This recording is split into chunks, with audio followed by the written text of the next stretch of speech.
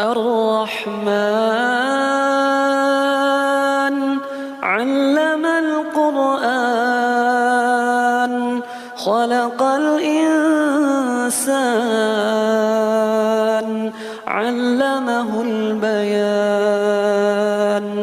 الشمس والقمر بحسبان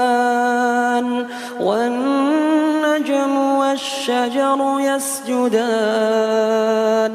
والسماء رفعها ووضع الميزان ألا تطغوا في الميزان وأقيموا الوزن بالقسط ولا تخسروا الميزان